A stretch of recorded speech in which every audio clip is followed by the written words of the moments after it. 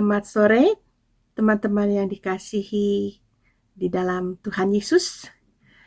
Kita senang berjumpa lagi dan wow, kita sudah tiba di awal bulan April 2022. Cepat sekali ya. Saya percaya kalau kita boleh hidup, kita boleh hadir pada saat ini, boleh menikmati acara Sang Petra ini karena anugerah Tuhan. Hanya oleh karena kemurahan Tuhan kita ada sampai hari ini. Saya akan mengundang teman-teman semua untuk menyanyikan lagu pujian yang berjudul Kemurahan Tuhan. Kita nyanyikan dengan sukacita dan dengan rasa bersyukur. Mari kita nyanyi bersama-sama.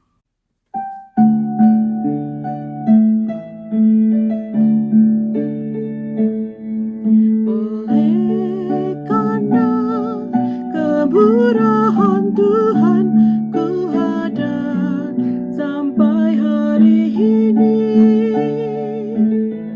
Oleh karena kebaikan Tuhan, janji-Mu terjadi bagiku.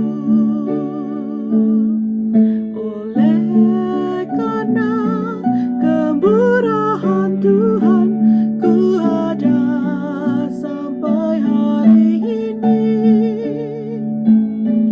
Oleh karena kebaikan Tuhan, janji-Mu terjadi bagiku.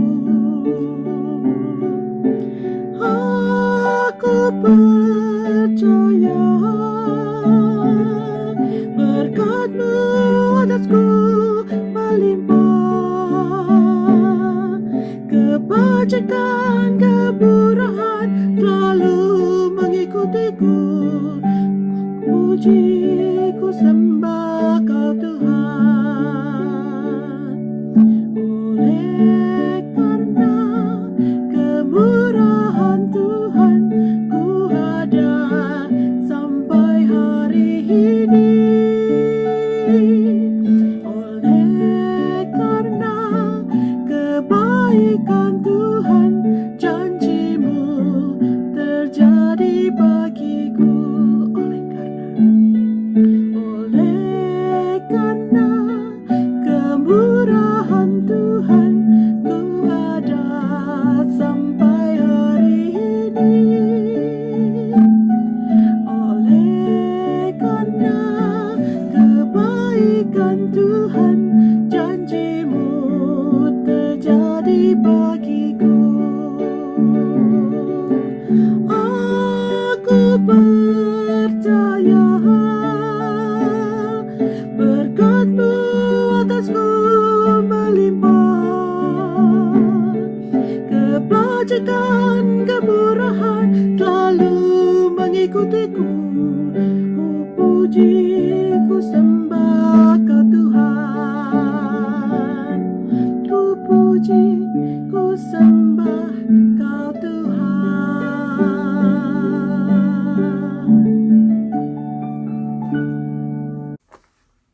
Mari kita berdoa. Tuhan Yesus, terima kasih untuk hari ini. Terima kasih ya Bapa untuk kasih setia Tuhan yang Tuhan berikan kepada kami. Kami percaya kalau kami boleh hidup pada sampai saat ini. Ini semua karena kebaikan dan kemurahan dan anugerah Tuhan. Ya Tuhan, kami mau mendengarkan firman Tuhan, kami mau memuji nama Tuhan bersama-sama, walaupun hanya melalui Zoom meeting ini, tapi kami percaya di mana hati dan roh kami bersama-sama berkumpul, Engkau ada di antara kami, dan rencana Tuhan dan berkat-berkat Tuhan yang Tuhan telah sediakan boleh tercurah di tempat kami masing-masing, di hati kami, untuk semua kami yang akan mengikuti acara Sang Petra ini.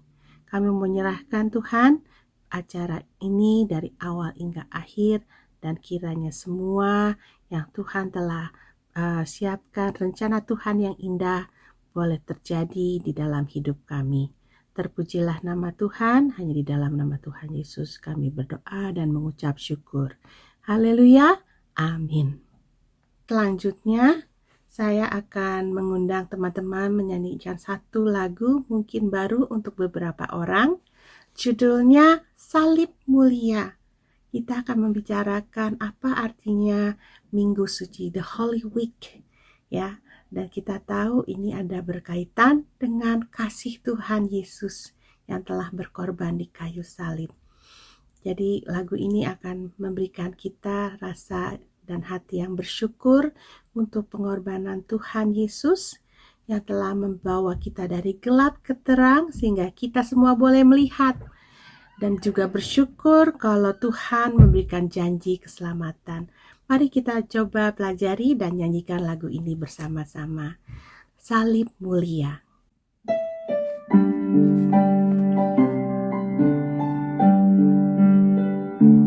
Terima kasih Yesusku, Kau korbankan tubuh mulia, bawaku dari gelap ke dalam terang, sehingga ku melihat. Terima kasih Yesusku, Kau curahkan darah mulia, salib memberiku anugerah kesembuhan. Ku sungguh telah dibebaskan, salib mulia berkuasa beriku hidup. Ku sujud menyembahmu Yesus, salib mulia memberiku janji keselamatan. Kasih-Mu kekal selamanya, salib mulia berkuasa beriku hidup. Ku sujud menyembahmu Yesus, salib mulia memberiku janji keselamatan. Kasih-Mu kekal selamanya. Terima kasih Yesusku, Kau korbankan tubuh mulia, bawaku dari gelap ke dalam terang, sehingga ku melihat. Terima kasih Yesusku, Kau curahkan darah mulia, salib memberiku anugerah kesembuhan. Ku sungguh telah dibebaskan, salib mulia berkuasa beriku hidup. Ku sujud menyembahmu Yesus, salib mulia memberiku janji keselamatan. Kasih-Mu kekal selamanya, salib mulia berkuasa beriku hidup. Ku sujud menyembahmu Yesus, salib mulia memberiku janji keselamatan. Kasih-Mu kekal selamanya, kasih-Mu kekal selamanya. Sebelum kita masuk ke dalam pembawaan firman Tuhan, kita akan nyanyikan satu lagu sebagai doa kita. Kita sadar kita orang yang berdosa. Dan pada saat ini kita akan meminta Tuhan, layakkan kami dan sucikan hati ini. Sucikan dan kuduskan hati ini untuk layak menghadap hadirat-Mu, untuk dapat menerima firman Tuhan yang begitu suci dan begitu indah. Mari kita nyanyikan lagu ini sepenuh hati kita.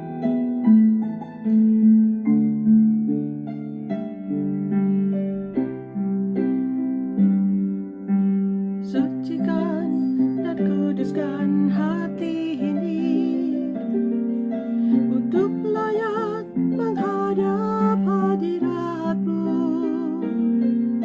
Tubuh jiwa rohku ku serahkan padamu, ku menyembah-Mu.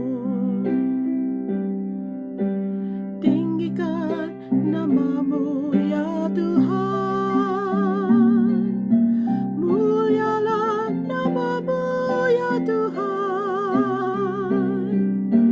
Tiada lain seperti Engkau ya Allahku, besar kuasa-Mu. Tiada lain seperti Engkau ya Allahku, besar kuasa-Mu. Sucikan dan kuduskan hati ini untuk layak menghadap hadirat-Mu. Tubuh jiwa rohku ku serahkan padamu, ku menyembah-Mu. Tinggikan nama-Mu ya Tuhan, mulialah nama-Mu ya Tuhan. Tiada lain seperti Engkau ya Allahku, besar kuasa-Mu. Tiada lain seperti Engkau ya Allahku, besar kuasa-Mu.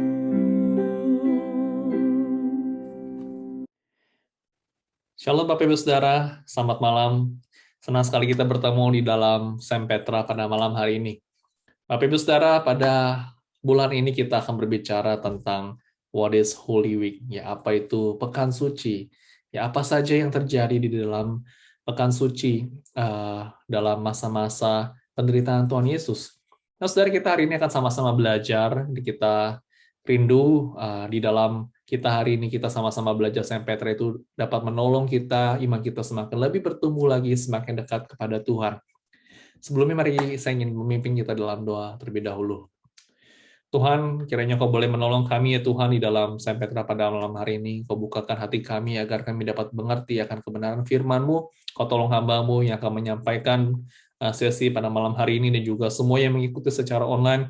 Kiranya Kau boleh memberkati ya Tuhan, agar boleh menjadi berkat dan menguatkan iman kami. Terima kasih Tuhan, di dalam Tuhan Yesus kami berdoa.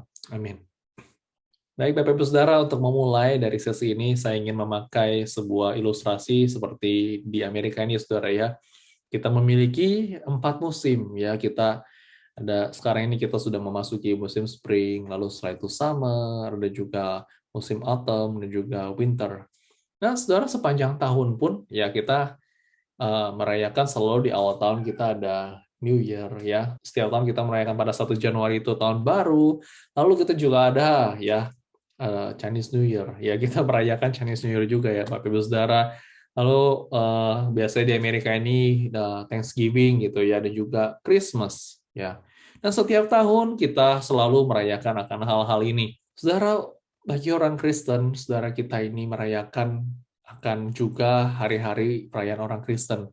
Nah, saudara kita, kalau saudara di sini melihat ada the Christian Year, ya tahun. Nah, saudara kalau melihat dari sini ya saudara lihat itu dari awal sebelah kiri itu dimulai dari Advent dulu ya.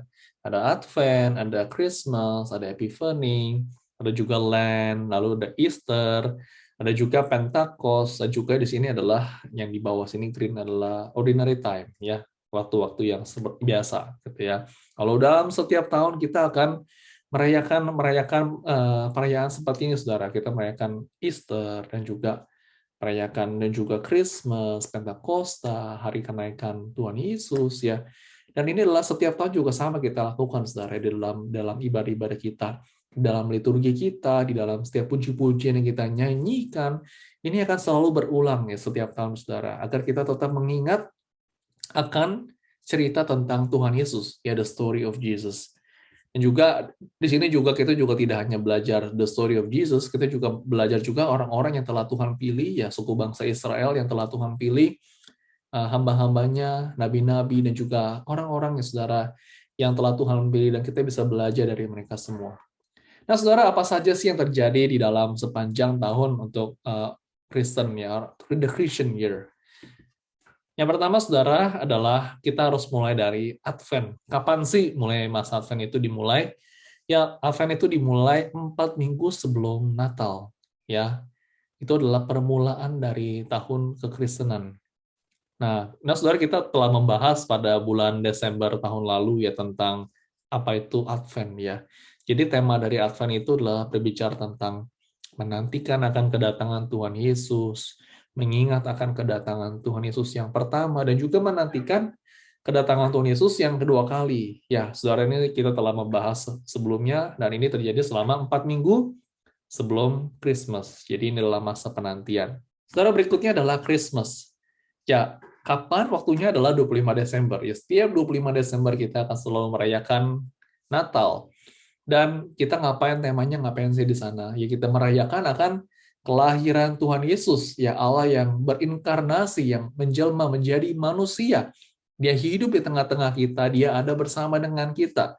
Dan dia datang memberikan keselamatan, sukacita, damai sejahtera.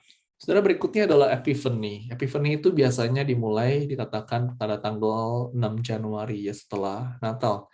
Nah, ngomongin tentang apa? Sebenarnya berbicara tentang kedatangan 3 orang Majus dan juga baptisan Tuhan Yesus. Saudara, berikutnya adalah masa Lent. Ya, Lent itu sebenarnya dimulai dari 40 hari menjelang Paskah, ya. Selalu dimulai dari Rabu Abu, ya. Nah, saudara, temanya di dalam masa Lent ini adalah tentang pertobatan, ya, penyangkalan diri, ya, keterbatasan manusia, membutuhkan juru selamat, persiapan di dalam Jumat Agung dan Paskah.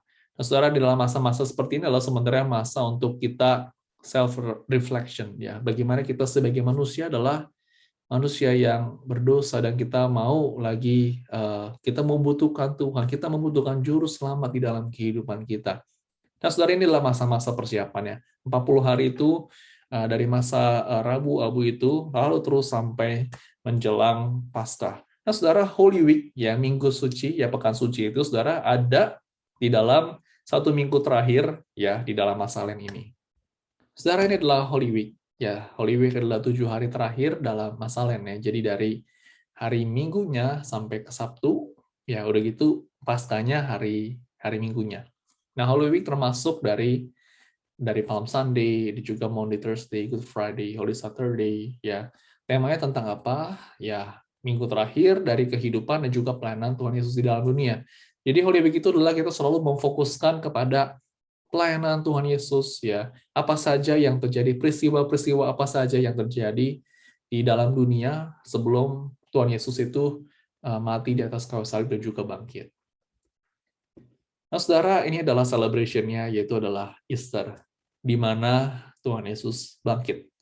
Nah, saudara, kapan sih Easter itu dirayakan? Nah, saudara, kalau kita lihat pikir di dalam Natal, ya, Natal kita selalu merayakan pada tanggal 25 Desember. Saudara pernah berpikir nggak kenapa kalau Easter itu tanggalnya selalu berbeda-beda setiap tahunnya? Ya, nggak bisa sama. Kadang-kadang Maret, kadang-kadang April, ya, bulan ini April, ya. Dan, nah, saudara, dikatakan seperti ini.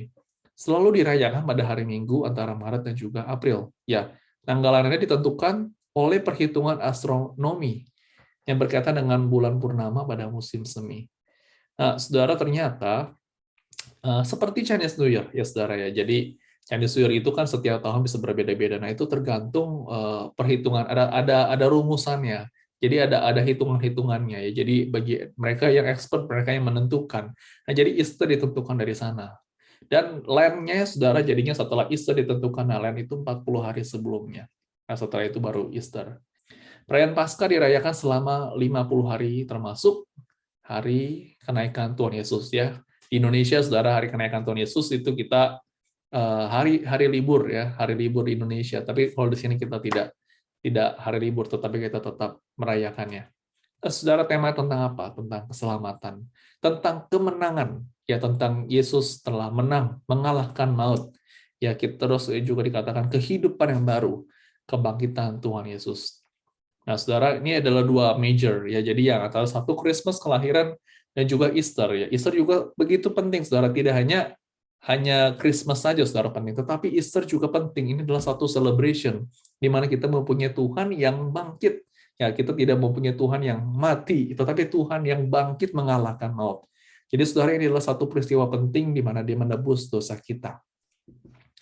Saudara, berikutnya adalah Pentakosta, dalam minggu ke-7 setelah Paskah. Nah, Pentakosta berasal dari kata Yunani artinya 50, saudara ya. Nah, saudara, Pentakosta itu adalah hari pencurahan Roh Kudus ya. Nah, lalu dikatakan kelahiran gereja, ya, di mana dari situ dimulai, kita kalau saudara melihat dari Kisah Para Rasul, di mana Roh Kudus itu turun ke atas murid-murid, dan juga akhirnya murid-murid pergi memberitakan Injil, dan juga di sanalah baru dimulai gereja-gereja itu, saudara. Sampai pada saat ini, saudara, ini adalah zaman-zaman gereja, saudara. Lalu dikatakan kuasa untuk pelayanan di gereja dan juga dunia, pernyataan Roh Kudus di dalam pekerjaan Tuhan. Saudara, berikutnya adalah ordinary time, ya, waktu-waktu yang biasa. Nah, saudara, ini adalah terjadi setelah hari Pentakosta, lalu menuju sampai Advent, ya, terus saudara sampai kira-kira bulan akhir November, ya, lalu akhir November sampai Desember itu kira-kira 5 bulan. Nah, saudara, kita berbicara tentang banyak hal, saudara, dari temanya. Tujuannya adalah kita akan tetap bertumbuh di dalam Kristus, ya. Nah, saudara, di dalam masa-masa ini di gereja kita di GI Ho Kim Tong ICLA, saudara, kita juga ada seperti merayakan Hari Ayah, ada Hari Ibu juga, ulang tahun gereja, dan juga Thanksgiving. Nah, saudara, demikianlah, saudara, overview ini, saudara, ya, tentang kita itu dapat melihat secara keseluruhan setiap tahun. Ya, kita akan merayakan beberapa hari-hari yang penting, saudara, bagi orang Kristen, tanggalan-tanggal orang Kristen, ya, dari tadi Advent, Christmas, dan juga Lent, Easter, Pentakos. Nah, itu semua setiap tahun akan berulang. Tujuannya agar kita itu tetap mengingat akan penebusan Tuhan Yesus Kristus bagi kita. Kita mengingat akan karya Tuhan Yesus datang ke dunia bagi kita. Bapak Ibu Saudara, sekarang saya ingin membahas tentang Holy Week, ya, saudara, tentang Pekan Suci, saudara. Nah, perjalanan ini adalah perjalanan bersama dengan Tuhan Yesus, saudara, menuju kayu salib. Nah, saudara, ingat bahwa ini tidak hanya perjalanan Tuhan Yesus saja, ya, tapi perjalanan kita bersama-sama. Jadi nanti, saudara, ketika nanti di dalam menjelang Minggu Pekan Suci, saudara, nah, saudara, kita sama-sama, kita mau mengingat, kita mau merenungkan akan kata-kata atau peristiwa apa saja yang terjadi di dalam kehidupan Tuhan Yesus. Kita mau merefleksikan akan kehidupan kita, apakah kita sungguh hidup benar di hadapan Tuhan. Lalu kita mau mengambil komitmen baru lagi, untuk lebih sungguh lagi kepada Tuhan. Bapak Ibu Saudara, penting bagi kita untuk melihat waktunya, saudara, timeline-nya, ya, dari Holy Week ini, dari minggu, ya, sampai kepada minggu, ya, jadi dari Minggu, Senin, Selasa. Nah, saudara, kita fokusnya itu adalah terhadap apa saja yang terjadi di dalam pelayanan Tuhan Yesus, kehidupan Tuhan Yesus dalam masa-masa seminggu terakhir, saudara, sampai nanti akhirnya Tuhan Yesus di atas kayu salib. Saudara, kalau saudara melihat, ya, ini adalah petanya. Ya, petanya mungkin pertama kali adalah Yesus dari Betania, ya, lalu masuk yang menuju ke Yerusalem, nah, masuk ke dalam tempel. Nah, saudara, kurang lebih perjalanannya seperti ini, ya, dari 1, 2, ya, nanti ke Taman Getsemani, lalu pada akhirnya Tuhan Yesus itu nanti diadili, dan juga sampai akhirnya di Golgota, dan akhirnya mati, ya, dikuburkan. Tapi kita mulai daripada Minggu Palem. Ya, saudara, dimulai dari Yesus itu dielulukan di Yerusalem. Nah, saudara, ayat yang dicatat di sini adalah Yohanes 12, ayat 12-13, dikatakan, keesokan harinya ketika orang banyak yang datang merayakan pesta mendengar bahwa Yesus sedang di tengah jalan menuju Yerusalem, mereka mengambil daun-daun palem dan pergi menyongsong dia sambil berseru-seru, Hosana! Diberkatilah dia yang datang dalam nama Tuhan, Raja Israel. Nah, saudara, di sini adalah bagaimana sebenarnya Tuhan yang telah dinanti-nantikan, saudara. Ini adalah raja dari segala raja yang telah dinanti-nantikan. Saudara, kalau saudara melihat sebenarnya di dalam Alkitab, sebenarnya rancangan keselamatan itu sudah dari sejak awal pada mulanya. Saudara, di dalam kitab Perjanjian Lama, saudara, kita akan melihat banyak nabi-nabi yang sebenarnya penubuatan tentang Tuhan Yesus yang akan datang ke dunia. Nah, saudara, nubuatan-nubuatan dari para nabi itu, saudara ya, akhirnya itu telah digenapi di dalam pribadi Tuhan Yesus. Nah, saudara, luar biasa sekali bahwa di sini Yesus itu dielu-elukan gitu ya. Mereka bersorak, mereka menyambut, dikatakan dia adalah raja, saudara, raja Israel. Inilah raja yang dinanti-nantikan oleh bangsa Israel setelah sekian ratus tahun mereka tunggu. Ini loh Mesaya, ini loh yang dia yang akan menjadi raja, yang akan menyelamatkan kita. Nah, saudara, maka dari itu orang-orang yang di sana mereka menyambut dengan luar biasa ya. Lalu dengan palem ya mereka menyambut Tuhan Yesus. Mereka meletakkannya di lantai ya, mereka juga sambil mengibas-ibas gitu ya. Mereka berseru Hosana, Hosana. Hosana itu, saudara, di dalam arti yang lain artinya adalah please save us ya. Selamatkanlah aku ya. Hanya Tuhan yang dapat menyelamatkan. Hanya Tuhan Yesus, Sang Mesias itu yang dapat menyelamatkan mereka. Nah, Bapak Ibu Saudara, kita akan belajar lebih dalam lagi, Saudara, nanti ketika hari Minggu depan, Saudara, ya pada Minggu Palem, Saudara, kita akan sama-sama belajar akan hal ini. Nah, Saudara, ini yang terjadi pada Minggu Palem. Nah, Bapak Ibu Saudara, berikutnya adalah yang dicatat di dalam Alkitab dalam Injil Matius, pasal 21 sampai 12 sampai 13 dikatakan Yesus itu masuk ke dalam bait Allah, ya. Dan inilah satu peristiwa di mana Yesus itu menyucikan bait Allah. Lalu dikatakan Yesus itu mengusir semua orang yang berjual beli di halaman bait Allah, yang membalikkan meja-meja penukar uang dan juga bangku-bangku pedagang merpati. Dan berkata kepada mereka, ada tertulis, rumahku akan disebut rumah doa, tetapi kamu menjadikannya sarang penyamun. Nah, Bapak Ibu Saudara, baru saja Saudara, kalau Saudara melihat Tuhan Yesus itu dielu-elukan sebagai Raja orang Israel. Lalu dia datang, lalu masuk ke dalam bait Allah. Saudara, mungkin Saudara kaget gitu ya kalau Saudara di sana. Wah, ini Tuhan Yesus ya, yang kita tahu mungkin Tuhan Yesus itu penuh dengan belas kasih, tetapi di sini Saudara dicatat bahwa dia itu mengusir ya. Mereka dikatakan di sini dia membalikkan meja-meja penukar uang dan bangku-bangku pedagang merpati. Wah, kita melihat, wah, apa yang terjadi di sini, Saudara? Nah, Bapak Saudara, di sini kita melihat bahwa mereka itu terjadi korupsi di dalam bait Allah. Sesuatu hal yang terjadi yang benar-benar tidak memperkenankan hati Tuhan, Saudara. Pada saat itu, Saudara, bagaimana orang-orang itu datang ke bait Allah? Mereka itu membawa persembahan. Ya, mereka harus membawa persembahan berupa binatang yang tidak bercacat. Namun, Saudara, di sana itu mereka pada sekongkolan nih dengan para imam, ya, dan juga orang-orang di sana. Mereka ingin cuan, gitu ya. Mereka mau untung, ya. Jadi, walaupun mereka itu udah datang, gitu ya, membawa binatang yang sudah benar-benar tidak bercacat, tetapi orang imam-imam di situ bersekongkol, gitu ya. Pokoknya dibilang, enggak, ini tidak lolos screening, ya. Nggak bisa, kamu harus beli lagi di depan, ya. Kamu beli lagi di depan sana, mereka jual, kamu beli di sana baru bisa ya untuk menggunakan persembahan ini. Nah, saudara, orang-orang itu akhirnya nggak bisa memakai persembahan mereka ya, yang sudah mereka bawa. Mereka harus membeli binatang-binatang ya dikatakan pedagang merpati yang dijual di sana. Nah, saudara, di sana harganya itu dikatakan bahwa harganya berkali-kali lipat lebih mahal. Jadi orang-orang itu diperas, saudara ya, uangnya itu diperas.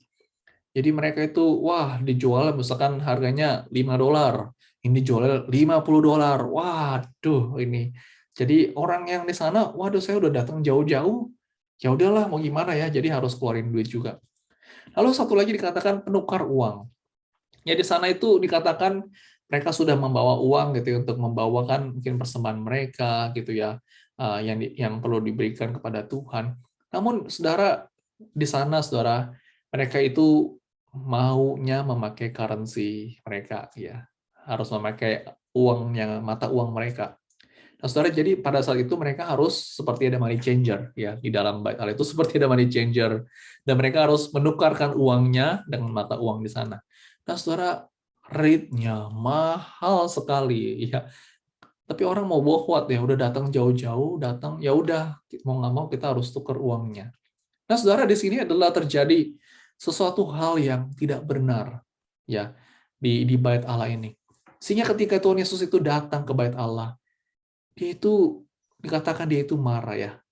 Dia mengusir orang-orang yang berjual beli. Jadi memutarbalikkan yang meja-meja itu ya, semua dihamburin. Saudara, tentu saja saudara, Tuhan Yesus marah. Karena kenapa? Karena dikatakan seperti ini, bahwa rumahku, ya, rumah Tuhan, itu disebut sebagai rumah doa. Di mana sebenarnya Tuhan itu dan juga umat itu bertemu. Di mana kita itu sebagai umatnya, saudara, kita seharusnya itu menjadikan rumah Tuhan adalah rumah rohani kita ya, bukan tempat-tempat yang lain seperti ini, bukan tempat perdagangan, bukan tempat untuk mencari uang. Maka saudara, wajar saja ketika Tuhan itu marah ya, Tuhan Yesus itu mengusir ya, bahwa ini sesuatu hal yang salah. Yang benar adalah kamu harus datang ke rumah Tuhan dengan hati yang benar. Baik, Bapak Ibu Saudara, berikutnya adalah hari Selasa, di mana dikatakan dicatat Yesus itu mengutuk pohon ara. Nah, saudara, memang tidak secara precise, saudara, mungkin hari Selasa atau hari Senin, saudara, tetapi kurang lebih, saudara, dalam beberapa hari terakhir ini inilah yang dicatat di dalam keempat Injil yang telah Tuhan Yesus lakukan di bumi ini, saudara, pelayanannya, saudara.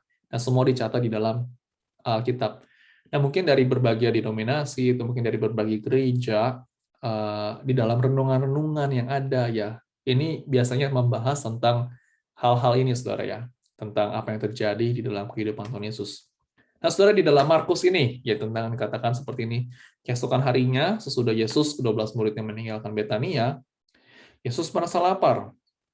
Lalu dari jauh ia melihat pohon ara ini yang sudah berdaun, yang mendekatinya untuk melihat kalau ia mendapatkan apa-apa pada pohon itu.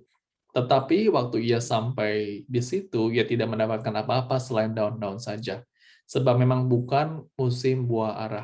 Maka katanya kepada pohon itu, jangan lagi seorang pun makan buahmu selama-lamanya. Dan murid-muridnya pun mendengarnya. Tapi saudara, di bagian ini kita akan melihat bagaimana pohon ara itu sebenarnya adalah simbol juga bagi bangsa Israel. Nah, saudara, ini adalah satu gambaran bagaimana sebenarnya kita sebagai orang Kristen sebenarnya harus terus bertumbuh.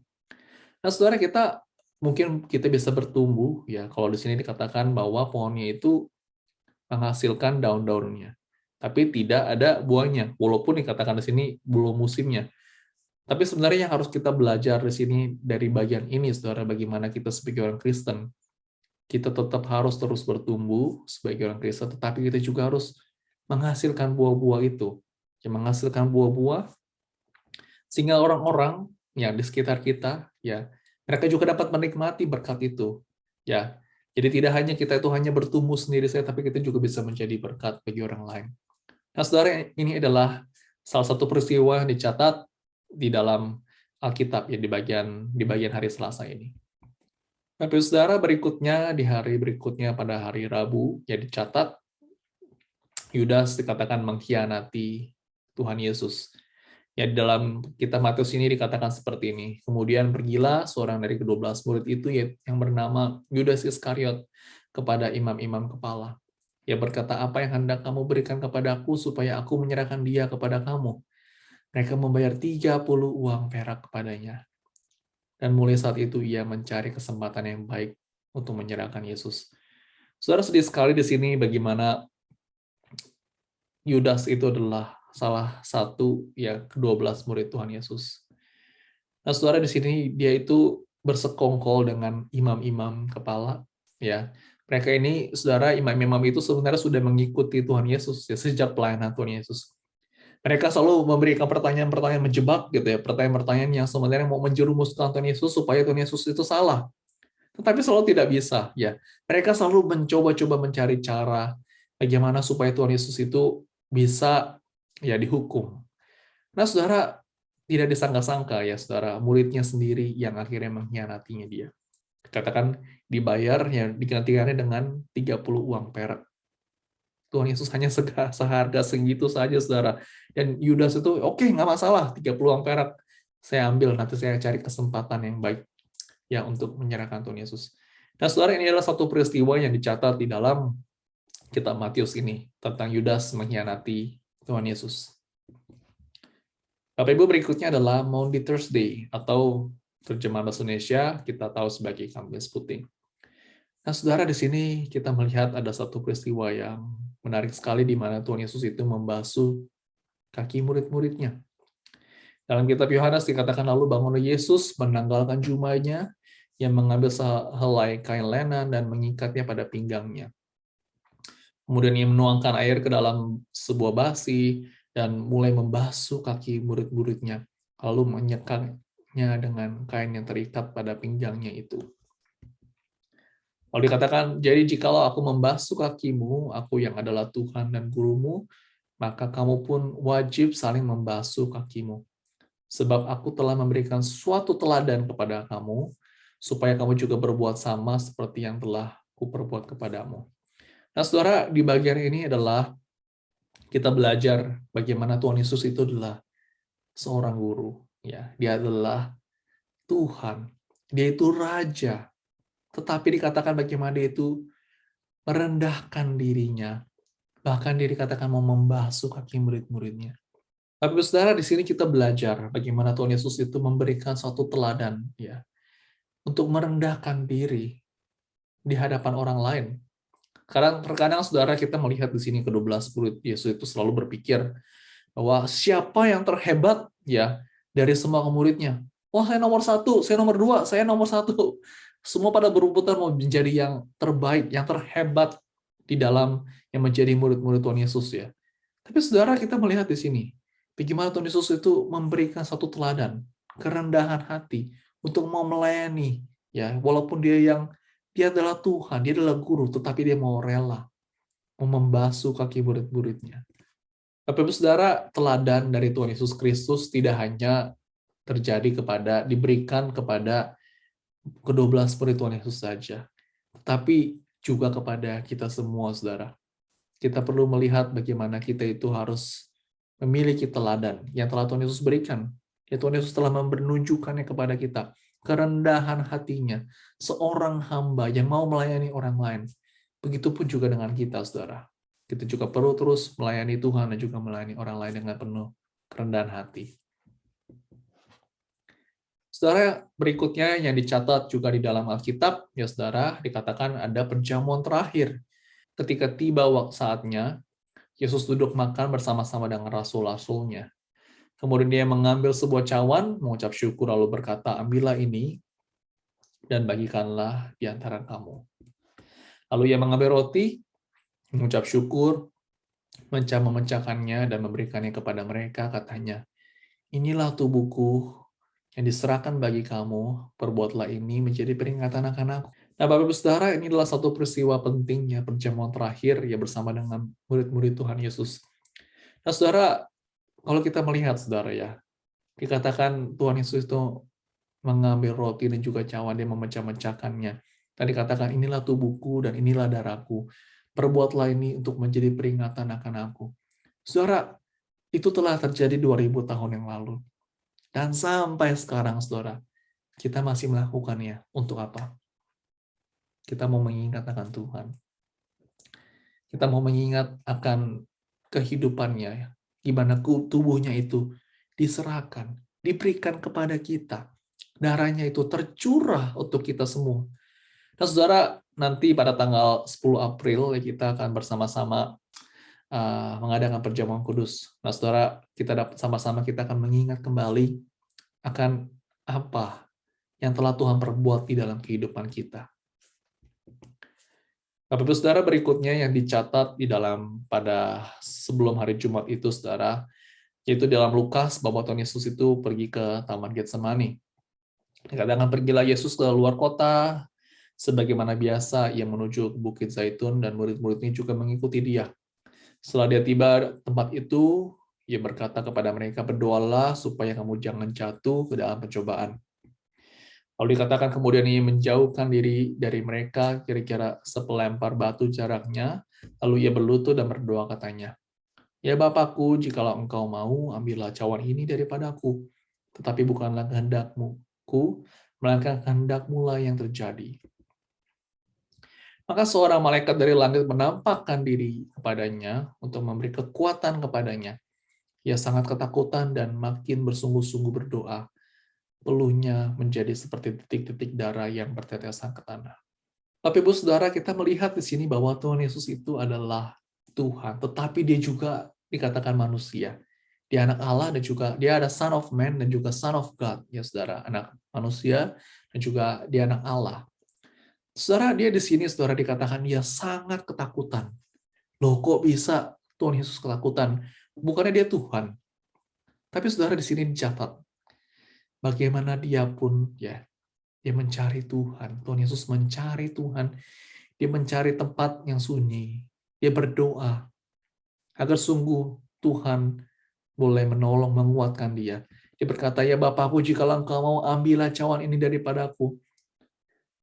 Dia tahu, saudara, ke depannya itu dia akan mengalami penderitaan itu. Tetapi Tuhan Yesus bilang, "Tetapi bukanlah kehendakku, melainkan kehendak-Mu lah yang terjadi."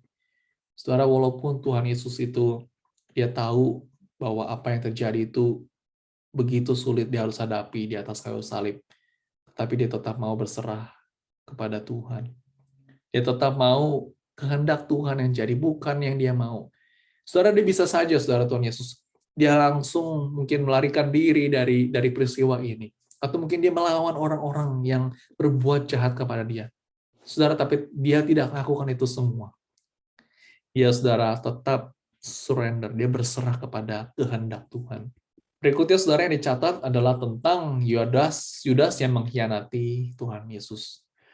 Katakan di sini, waktu Yesus masih berbicara, datanglah Yudas, dan salah seorang dari ke-12 murid itu, dan bersama-sama dia serombongan besar orang yang membawa pedang dan pentung, disuruh oleh imam kepala dan juga tua-tua bangsa Yahudi. Orang yang menyerahkan dia telah memberitahukan tanda ini kepada mereka.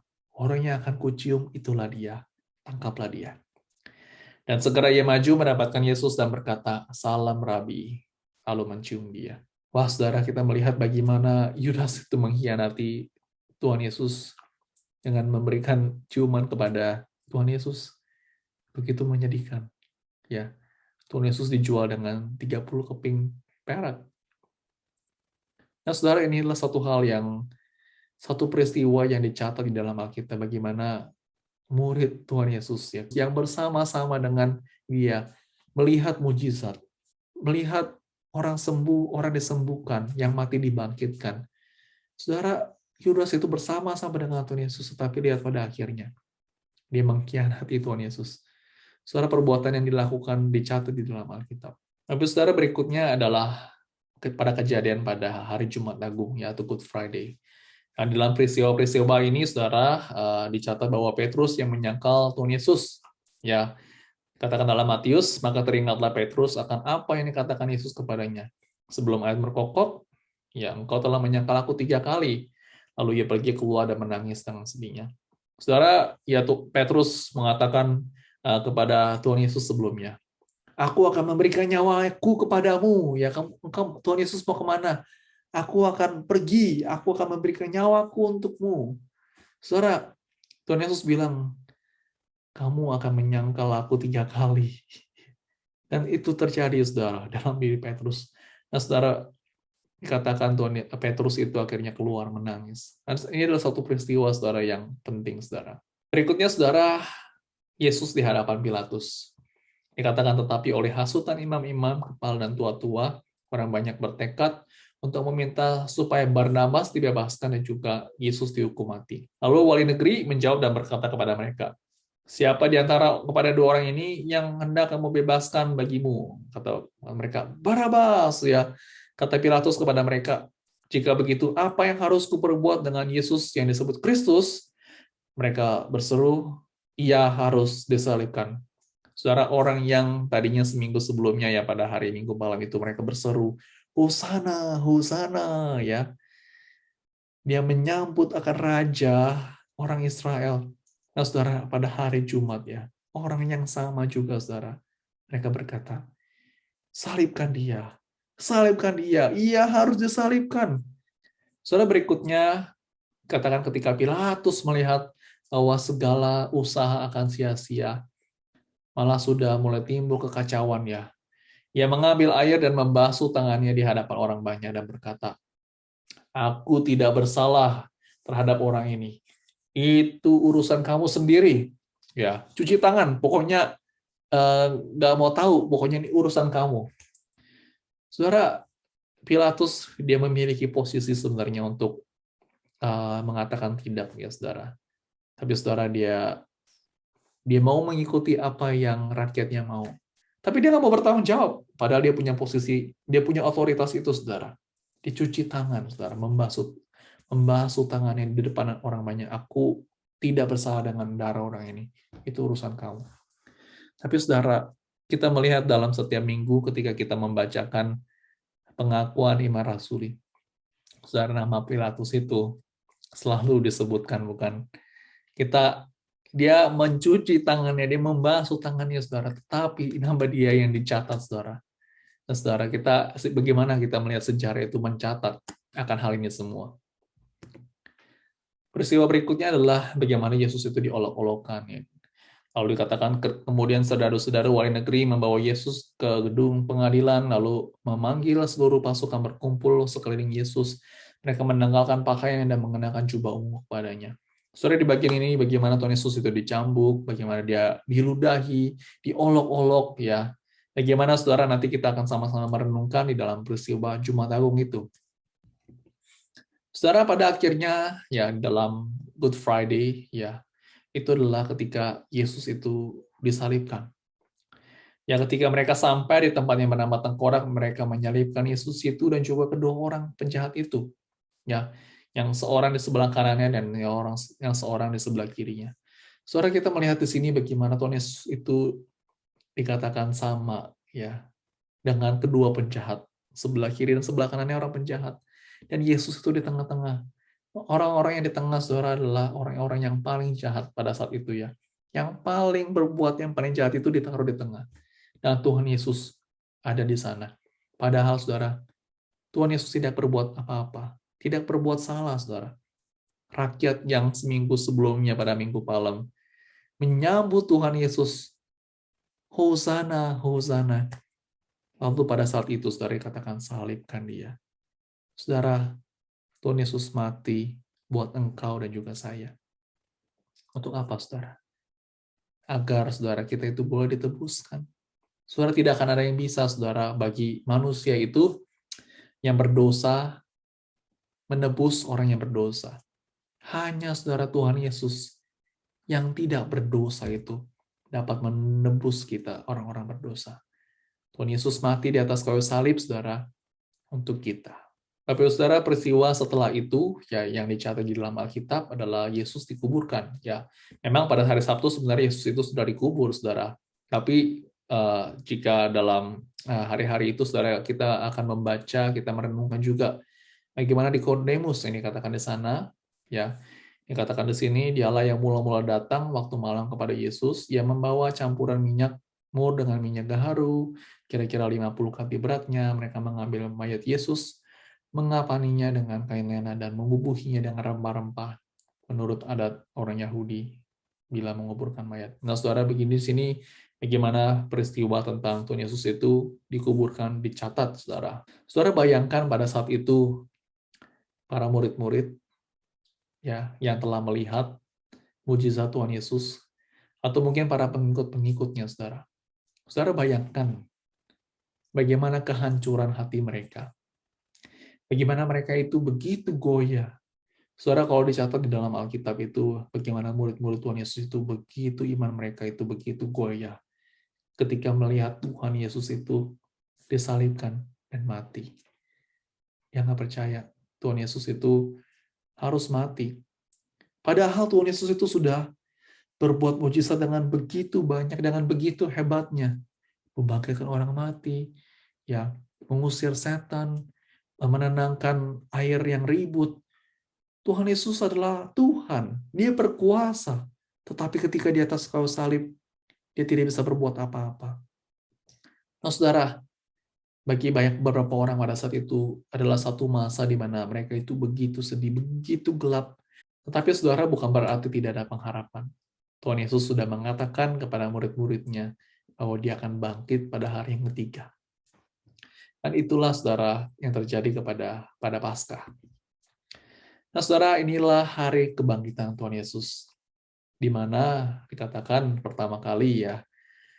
Nah, di dalam kitab Markus, saudara, dikatakan seperti ini. Setelah lewat hari Sabat, Maria Magdalena dan juga Maria ibu Yakobus serta Salome membeli rempah-rempah untuk pergi ke kubur dan juga meminyaki Yesus. Tetapi orang muda itu berkata kepada mereka, itu malaikat, saudara ya, katakan, jangan takut kamu mencari Yesus orang Nazaret yang disalibkan itu. Ia telah bangkit. Ia tidak ada di sini. Lihat, inilah tempat mereka membaringkan dia. Saudara, Tuhan Yesus telah bangkit. Kubur telah kosong. Ya. Dan bagaimana di sana ada malaikat yang menampakkan diri kepada wanita-wanita ini, saudara. Malaikat itu menampakkan diri. Dikatakan, kalau kamu mencari Tuhan Yesus yang disalibkan, dia telah bangkit. Saudara, ini adalah kabar sukacita. Saudara, dia tidak lagi mati di dalam kubur. Dia sudah bangkit. Saudara, ini adalah satu pesan di mana kita sebagai orang Kristen, kita perlu bersukacita. Karena kita mempunyai Tuhan yang hidup. Ya, Tuhan yang mengalahkan maut. Maka dari itu, saudara, pada hari Paskah itu adalah sesuatu sukacita. Tuhan Yesus telah menang, mengalahkan maut. Berikutnya, saudara, yang dicatat di dalam Alkitab, di dalam peristiwa Paskah itu adalah Yesus menampakkan diri kepada dua murid Yesus yang berjalan ke Emmaus. Di sini dikatakan pada hari itu juga dua orang dari murid-murid Yesus pergi ke sebuah kampung bernama Emmaus, yang terletak kira-kira 7 mil jauhnya dari Yerusalem. Dan mereka bercakap-cakap tentang segala sesuatu yang terjadi. Dan ketika mereka bercakap-cakap dan bertukar pikiran, datang Yesus sendiri mendekati mereka, lalu berjalan bersama-sama dengan mereka. Sore yang terakhir dikatakan Tuhan Yesus itu menampakkan dirinya kepada ke-11 orang murid Tuhan Yesus. Ketika sedang makan, ya dikatakan dia tidak percaya, ya kedegilan hati mereka, ya mereka nggak percaya atas orang-orang yang telah melihat Tuhan Yesus sudah bangkit. Lalu saudara, tiba-tiba Tuhan Yesus itu menampakkan dirinya. Dia bilang, inilah tanganku. Thomas gak percaya, saudara ya. Di sini dicatat bagaimana, ayo kamu kalau mau cucukkan tangannya ke dalam tangan Tuhan Yesus. Nah, saudara, setelah mereka melihat Tuhan Yesus itu sendiri, mereka percaya kepada Tuhan. Iman mereka diteguhkan, saudara, setelah melihat secara langsung Tuhan Yesus. Nah, saudara, ini adalah suatu perjalanan iman, ya saudara.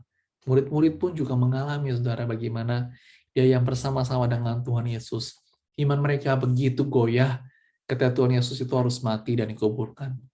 Tapi sekali lagi, saudara, mereka percaya sepenuhnya kepada Tuhan ketika dia tahu Tuhan yang mereka punya adalah Tuhan yang hidup, Tuhan yang tidak lagi mati. Maka dari itu, saudara, kita, saudara, seharusnya bersyukur, bersuka cita, saudara, ketika nanti kita akan merayakan Paskah, bahwa kita itu memiliki pengharapan, kita itu mempunyai masa depan yang cerah, karena kita tahu, saudara, kita punya Tuhan yang bangkit. Bapak Ibu Saudara, demikianlah perjalanan Tuhan Yesus ya selama 1 minggu di dalam masa Pekan Suci sampai kepada Paskah. Saudara, ini adalah perjalanan, bukan perjalanan Tuhan Yesus saja, saudara, tetapi perjalanan kita dengan Tuhan Yesus. Kita sendiri, saudara, seharusnya juga mengalami perjalanan itu bersama dengan Tuhan, dengan kita merenungkan kehidupannya, dan juga kita merefleksikan di dalam kehidupan kita, apakah kita sungguh-sungguh hidup benar di hadapan Tuhan. Saudara, yang terpenting di dalam Pekan Suci ini adalah ketika kita berjalan bersama dengan Tuhan Yesus. Jangan sampai ini hanya sekedar ilmu saja, saudara, seperti knowledge saja. Kita tahu, dalam seminggu, dari minggu malam terjadi ini, dalam hari Selasa, hari Rabu, Tuhan Yesus disalibkan, kita tahu peristiwa-peristiwanya. Tetapi kita tidak mengalami Tuhan. Saudara, kita perlu berjalan bersama dengan Tuhan. Kita harus mengambil waktu untuk berdoa, kita berefleksi, dan juga kita bertobat, saudara. Apakah ada, saudara, mungkin dalam kehidupan kita tidak benar di hadapan Tuhan, relasi kita dengan Tuhan, relasi kita dengan sesama, apakah kita sungguh-sungguh memperkenalkan hati Tuhan? Nah, saudara, kiranya dalam mulai minggu depan, saudara, terus saudara sampai pada Paskah nanti, menjadi perjalanan kita bersama, saudara, dengan Tuhan. Saya berdoa, saudara, kita bisa bertumbuh, iman kita semakin diteguhkan lewat perjalanan ini. Tapi saudara, jangan lupa ada juga buket Paskah yang sudah ada di dalam grup ICLA Family.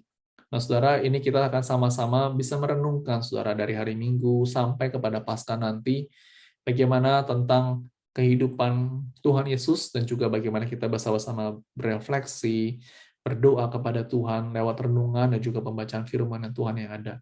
Baik, Bapak Ibu Saudara, demikianlah Saint Petra pada malam hari ini. Harapan saya kita tetap terus bertumbuh dengan Tuhan, dan kita mengalami Tuhan di dalam masa ketika kita memasuki pekan suci ini, saudara. Mari saudara kita mengakhirinya dengan kita berdoa. Ya Tuhan, kami mengucap syukur ya Tuhan, lewat sesi pada malam hari ini kami dapat mengenal dan juga lebih dalam lagi mengenal-Mu ya Tuhan, atas apa yang telah Engkau lakukan bagi kami semua. Engkau terlebih dahulu ya Tuhan menebus kami sebelum kami lahir ya Tuhan. Kami bersyukur ya Tuhan karena Engkau boleh memilih kami, dan Engkau telah memberikan kami kehidupan yang kekal ya Tuhan, lewat penebusan-Mu di atas kayu salib. Kami bersyukur ya Tuhan atas penebusan, kami bersyukur ya Tuhan atas darah-Mu yang tercurah bagi kami. Kami rindu ya Tuhan, menjelang minggu-minggu pekan suci ini Tuhan, kami semakin diteguhkan kembali akan karya-Mu ya Tuhan bagi kami semua. Kami rindu ya Tuhan, kami semakin dekat kepada Tuhan, dan semakin hari Tuhan kami semakin mengasihi Tuhan. Terima kasih Tuhan atas berkat-Mu, di dalam nama Tuhan Yesus kami berdoa. Amin. Baik Bapak Saudara, demikian Saint Petra, selamat beristirahat. Sampai hari Minggu, Tuhan Yesus memberkati kita semua.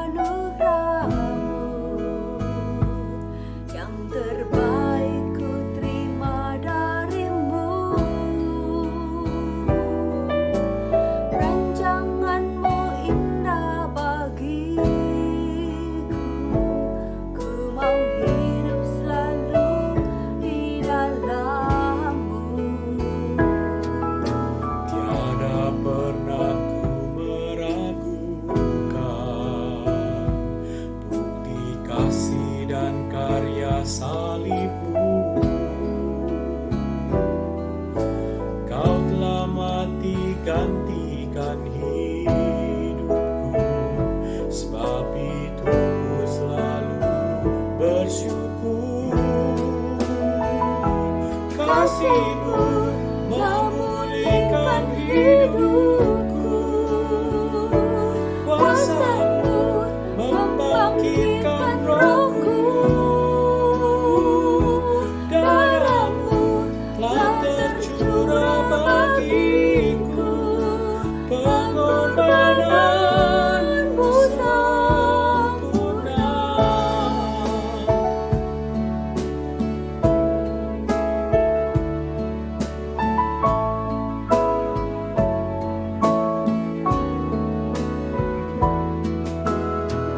Hidup oleh anugerah-Mu, yang terbaik ku terima dari-Mu. Rancangan-Mu indah bagiku, ku mau hidup selalu di dalam-Mu. Tiada pernah ku meragukan bukti kasih dan karya salib-Mu. Kau telah mati gantikan hidupku, sebab itu ku selalu bersyukur.